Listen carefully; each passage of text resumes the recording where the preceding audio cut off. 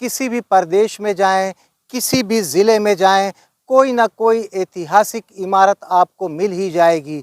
लेकिन कुछ शहर ऐसे हैं जिनको ऐतिहासिक संरचनाओं का शहर कहा जाता है। उन्हीं में से एक लखनऊ है, जिसको नवाबों की नगरी भी कहा जाता है। यहाँ पर नवाबों ने एक से बढ़कर एक इमारतों का निर्माण कराया था।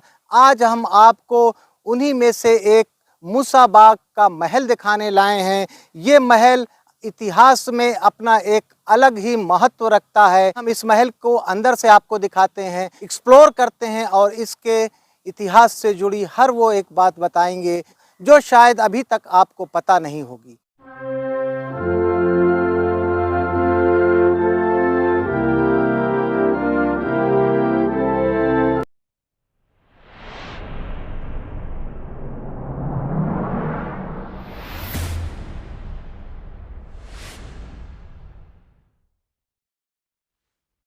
आदाब, नमस्कार दोस्तों, मैं हूं आसिफ और आपका स्वागत है हिस्टोरिक आसिफ में।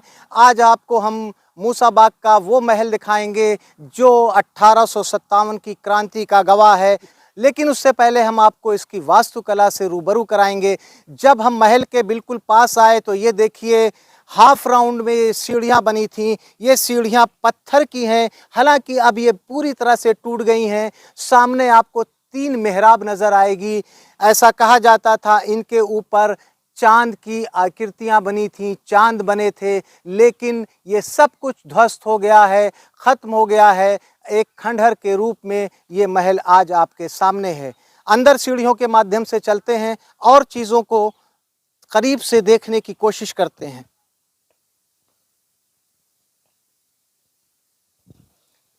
जब इस आर्च के अंदर हम आए, यहाँ पर भी एक हाफ राउंड का आकार नज़र आया, जो महल का प्रवेश द्वार था।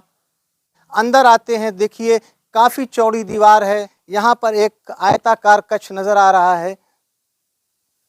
हालांकि अब इसकी छत नहीं है। क्यों इसकी छत ध्वस्त हो गई है, वो सब कुछ हम आपको आगे वीडियो में बताएंगे। हम आपकी निगाहों को ऊपर ले जाना चाहते हैं। देखिए सामने जो प्लास्टर बचा हुआ है, उसके ऊपर कितनी शानदार और बारीक प्लास्टर के ऊपर नक्काशी उकेरी गई है।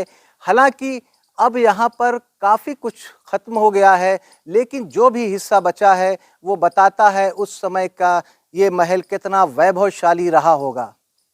इस महल का इतिहास हम आपको बताना चाहेंगे। इस महल को नवाब सादत अली खान ने अपने विश्वास पात्र आज़मुद्दौला को निर्देश दिया कि एक ऐसा शानदार महल बनाएं जहां पर वो छुट्टियों के समय में मनोरंजन के लिए आ सकें। तो फिर उसके लिए क्लाउड मार्टिन को हायर किया गया। क्लाउड मार्टिन एक ऐसे वास्तुकार थे जिन्होंने लखनऊ में कई शानदार इमारतें बनाई हैं। उन्हीं के निर्देश पर इस इमारत का आर्किटेक्चर तैयार किया और ये आलीशान और भव्य महल तैयार हुआ।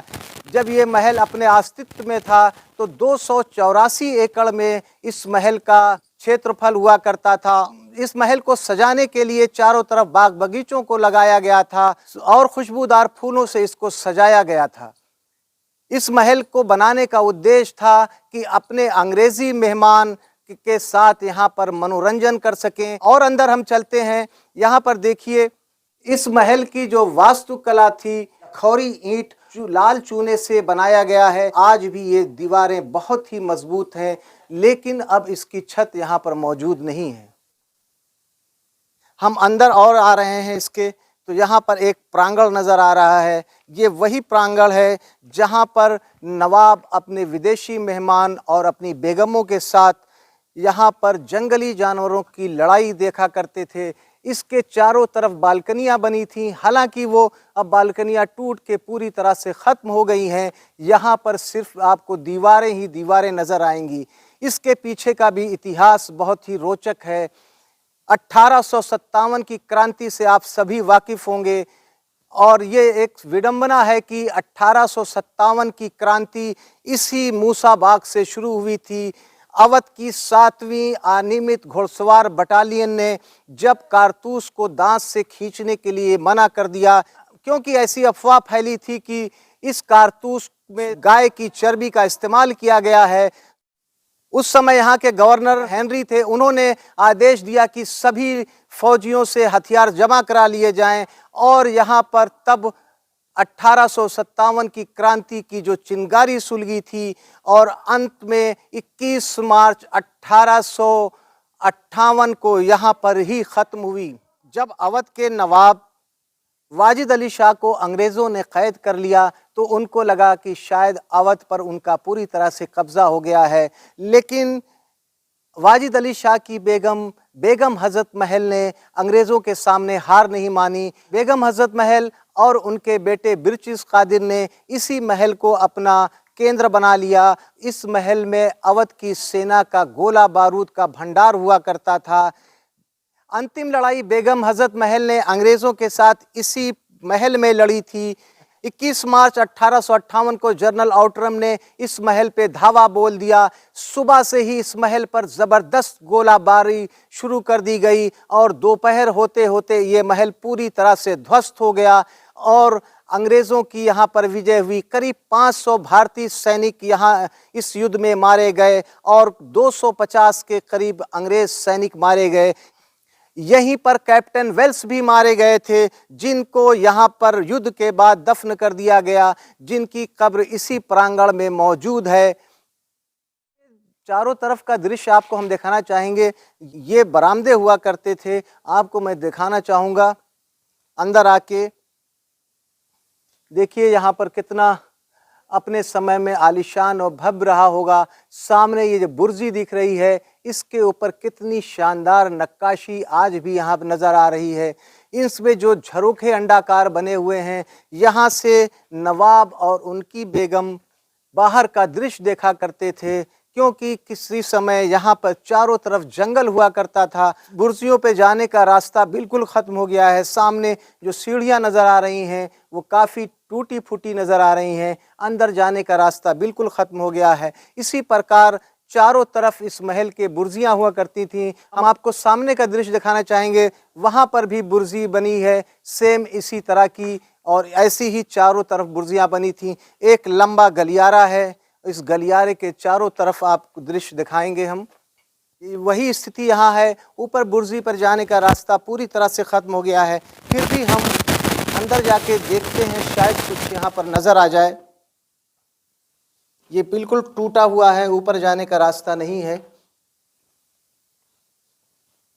और अंदर का दृश्य आप देख सकते हैं। देखिए ऊपर के जो गोल गुंबद है, उसके नीचे कितनी शानदार आज भी नक्काशी आपको नजर आएगी।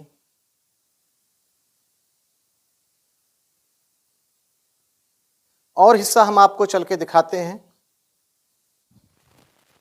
जब बेगम हज़रत महल अंग्रेज़ों से युद्ध हार गईं, तो ऐसा कहा जाता है कि इसके प्रांगण में ये जहाँ पर जाली लगी है, इसी में एक सुरंग हुआ करती थी, जिसके माध्यम से वो सीतापुर गईं और सीतापुर से फिर वो नेपाल चली गईं और अंग्रेज़ों की पकड़ में नहीं आ पाईं। ऐसा कहा जाता है कि इसके तहखाने में अवध का ख़जाना भी हुआ करता था। हालांकि वो सब कुछ अब ध्वस्त हो गया है, अंदर जाने का कोई भी रास्ता नहीं बचा है। दूसरा हिस्सा हम आपको दिखाएंगे। इधर आए तो देखिए यहाँ पर भी स्थिति वही है। यहाँ से आप देख सकते हैं कि ऊपर देखिए राउंड आर्च है और उसके गोल पिलर हैं। पिलर पर हालांकि अभी भी प्लास्टर बचा हुआ है, जो उस समय की खूबसूरत नक्काशी को आज भी बयान कर रहा है। इधर आइए, देखते हैं इधर क्या बचा है महल का। यहाँ पर आए तो यहाँ पर भी वही स्थिति है। हालांकि ये महल अब पुरातत्व विभाग के अधीन है। इसके रखरखाव का जिम्मा भारतीय पुरातत्व विभाग के पास है, लेकिन जो स्थिति है उससे देखकर ये नहीं लगता है कि यहाँ पर किसी प्रकार का संरक्षण हो रहा है। दोस्तों, आज हमने आपको लखनऊ में स्थित मूसा बाग का महल दिखाया। इसके बारे में तमाम कहानियाँ हैं। कुछ लोग इसकी वीरानगी को देखकर भूतिया महल भी कहते हैं, लेकिन जो भी है, इसकी वास्तुकला हम देखने आए थे, वो बेहद शानदार थी अपने समय में। हालांकि अब ये सिर्फ खंडहर के रूप में ही सामने नज़र आ रहा है।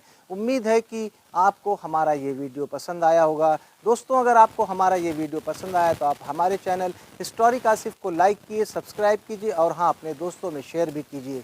आपका प्यार, आपका सहयोग इसी तरह हमारे साथ बना रहे। इजाज़त दीजिए आसिफ को, फिर मिलते हैं किसी नए स्थान पर कुछ नई चीज़ों के साथ। तब तक के लिए जय हिंद, जय भारत।